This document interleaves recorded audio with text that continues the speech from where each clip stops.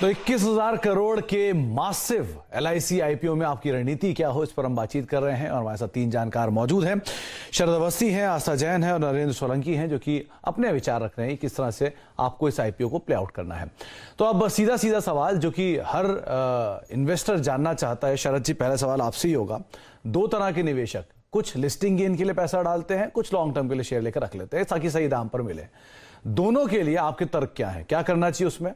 Listing के लिए रहें, लॉन्ग टर्म के लिए रहें, और क्या रीजन है? लिस्टिंग वालों को भी अप्लाई करना चाहिए। हमारे हिसाब से 1.51 की प्राइस टू एम्बेडेड वैल्यू है, तो एटलीस्ट 30 से 40% अपसाइड आपको लिस्टिंग पे मिलना चाहिए। अगर डिस्काउंट पे भी ट्रेड होता है vis-a-vis प्राइवेट, तो 1.5 की price to embedded book value मिलनी चाहिए, तो एम्बेडेड वैल्यू मिलनी चाहिए, तो वहाँ पे लिस्टिंग तो बिल्कुल फायदा होगा। और लॉन्ग टर्म इन्वेस्टर्स को तो मैंने पहले ही बोल दिया है कि बिल्कुल बने रहना चाहिए, पूरी स्पेस में ही बने रहना चाहिए। ओके, आस्था जी, आपका व्यू? लंबी अवधि के लिए इस IPO में बने रहने की पहले भी आप राय दे चुकी हैं, लेकिन क्या लिस्टिंग गेन, क्योंकि उम्मीदें बढ़ गई हैं आजकल IPO से, इस तरह की उम्मीदों के बीच में क्या लिस्टिंग गेन की उम्मीद आप लगा रही हैं इसमें, और क्या राय आपकी दोनों तरह के निवेशकों के लिए? देखिए सुमित, माहौल कैसा है उस पर भी थोड़ी सी लिस्टिंग निर्भर करेगी, मार्केट कैसा रहता है। इनफैक्ट 4 मई को फेड की मीटिंग भी है, तो मेरे हिसाब से लॉन्ग टर्म में तो बिल्कुल ही गेन देके जाएगा, लेकिन लिस्टिंग के दिन मैं यहाँ पे मान के चलती हूँ कि डिसेंट सा लिस्टिंग गेन हो सकता है। और बहुत बड़ा लिस्टिंग गेन जिस तरह से हमने लास्ट ईयर देखे थे उतने बड़े की तो मुझे उम्मीद नहीं है, बट एक छोटे मोटे लिस्टिंग गेन के लिए यहाँ पे लगाया जा सकता है, लेकिन लॉन्ग टर्म के लिए डेफिनेटली रिटर्न गिविंग इश्यू रहेगा। अच्छा, तो लंबी अवधि के लिए यहाँ पर आप निवेशित रहें, लेकिन छोटी अवधि में एक रीजनेबल रिटर्न आ सकता है कि आप इस तरह के साइज के IPO में, बहुत बड़ा नहीं लेकिन आप रीजनेबल रिटर्न यहाँ पर देख सकते हैं। अच्छा नरेंद्र सर, आपका भी यही मानना है कि क्या लिस्टिंग के लिए इसमें थोड़ा बहुत पूंजी देखी जा सकती है, लेकिन लंबी अवधि के लिए इसमें बने रहना चाहिए, निवेश करना चाहिए, अच्छी वैल्यू है? आप क्या तर्क रखते हैं अपने? 40 से 60 रुपए का डिस्काउंट तो ऑलरेडी रिटेल और पॉलिसी होल्डर्स को मिला हुआ है, तो एक थोड़ा तो गेन का पॉसिबिलिटी ऑलरेडी वहां बना हुआ है। प्लस लिस्टिंग क्योंकि साइज बड़ा है, तो रिटेल को तो ऑलमोस्ट अलॉटमेंट काफी हो जाएगा। डिपेंड करता है इस पे कि अपना इंस्टीट्यूशनल डिमांड कैसी है। तो अगर ओवरऑल देखें तो सेक्टर इज ग्रोइंग, सेक्टर काफी अच्छा है, कंपनी की ग्रोथ ट्रेजेक्टरी काफी अच्छी है और इसका बिजनेस मिक्स इंप्रूविंग है। सो डेफिनेटली पॉजिटिव आउटकम ही रहेगा लिस्टिंग में भी IPO का।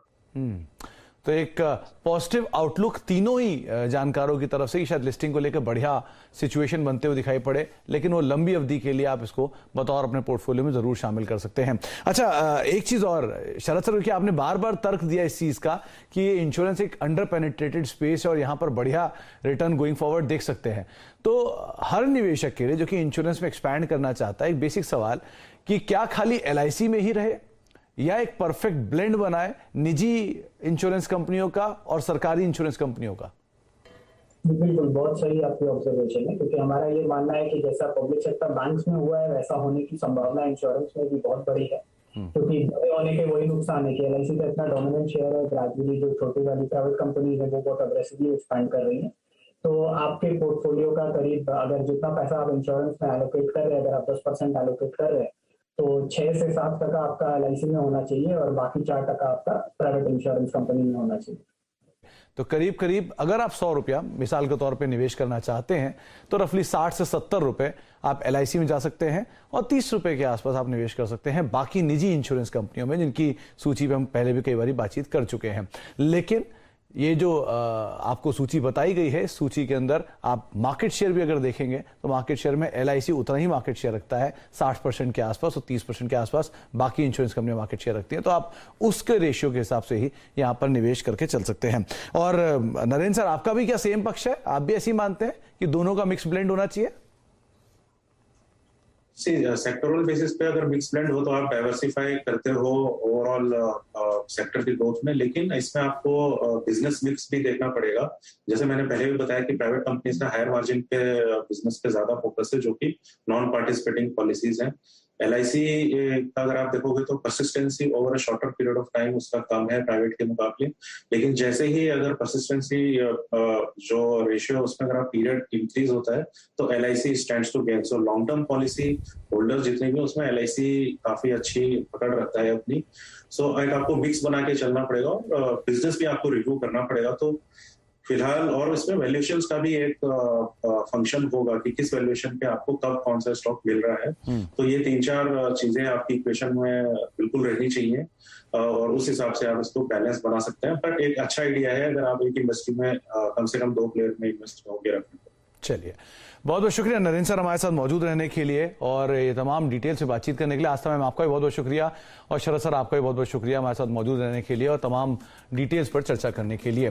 तो निचोड़ इस बात का ये निकला कि एलआईसी के आईपीओ में अगर आप लिस्टिंग के लिए पैसा डाल रहे हैं तो एक रीजनेबल सम की उम्मीद रखें या रीजनेबल गेन की उम्मीद रखें।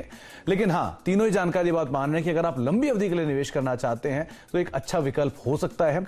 और अगर इस सेक्टर में ही और लंबी अवधि के लिए आप रहना चाहते हैं तो आप एक मिक्स ब्लेंड रखेंगे जिसमें 60% आपके निवेश का हिस्सा एलआईसी होगा और करीब करीब 30% निवेश का हिस्सा निजी इंश्योरेंस कंपनी हो सकती है। तो एक मेगा आईपीओ जिसकी शुरुआत होने वाली है और उस आईपीओ से ठीक पहले आपकी रणनीति किस तरह की इस सेक्टर को लेकर, इस कंपनी को लेकर, इस आईपीओ को लेकर, उस पर हमारी खास पेशकश थी। इसी के साथ